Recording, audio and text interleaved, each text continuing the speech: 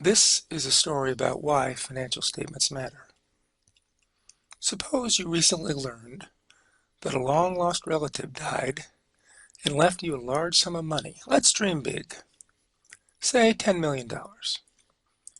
You don't know anything about handling money, so you consult a longtime family friend, Mary Jordan, who works in a well-known investment company.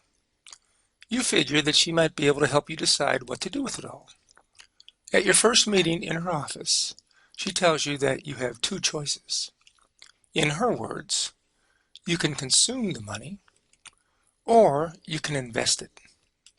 By consuming it, she means you should live it up a little. Go out and just blow some of it. What do you want, a trip around the world, fashionable clothes, a big party, expensive meals?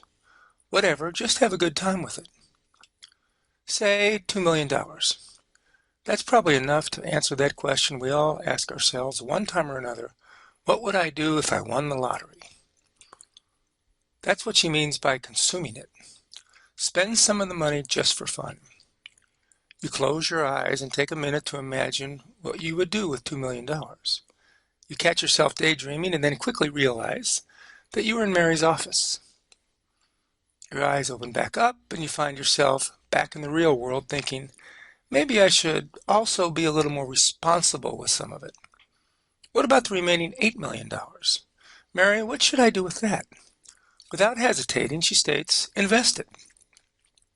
Mary goes on to explain that investing involves turning the money over to someone else to get more money later. You know, pay $8 million now to get back $9 million later.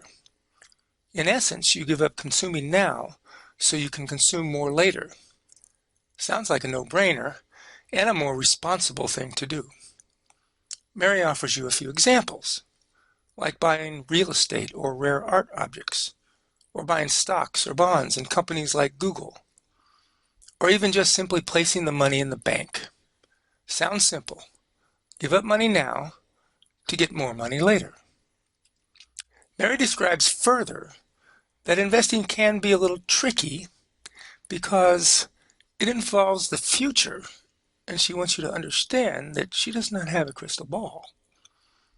You can invest the $8 million, no problem, but you don't really know how much of it you're going to get back or when. The value of real estate can soar or tumble. Rare art objects can be Rembrandts or fakes. Google might continue to dominate the internet or be replaced by some new technology developed by a company that today does not even exist. And the bank, well, it could thrive, or in an economic recession, be forced to close its doors. Investing can be risky. Mary has now gained your attention because you certainly don't want to throw away $8 million. She continues by noting that different investments involve different levels of risk, and the level of return you can expect varies with the level of risk. Risky investments like real estate can double your money overnight, but you can lose it just as quickly. High possible return, high risk. Putting your money in the bank, on the other hand, would offer a very small return in the form of interest paid to you. But because U.S. banks are insured by the federal government, the risk is extremely low that you would lose your investment. Low possible return, low risk.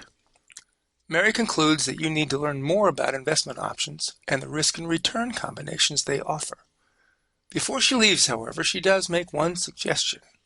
She says that you should diversify your investments, which means that you invest some in low return, low risk investments, say $2 million, some in medium risk, medium return investments, say $4 million, and some in high return, high risk investments, say $2 million.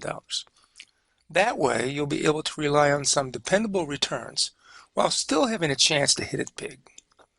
You thank Mary for her advice and begin to explore some different kinds of investments, finding that they come in all shapes and sizes, and some seem quite complicated. Very quickly, you become overwhelmed, confused, and frustrated. Just as you are about to give up your search and put all $8 million in the bank, a man by the name of J.P. Jones knocks at your door. Through a mutual friend, J.P. has heard of your recent windfall and states that he has an interesting offer for you. JP claims that he manages a very successful research company called Microline. Would you invest in Microline? How would you make that decision? What kind of information would you need? This first video is one of 8 videos in this first course. It's about 2 hours of video time in total. And this course is devoted to why financial statements matter, what exactly are financial statements, and basically, how do you read and analyze financial statements. Completing this course will put you in a perfect position, exactly where you need to be to get to that next course, which covers how the financial statements are created from the transactions that firms enter into.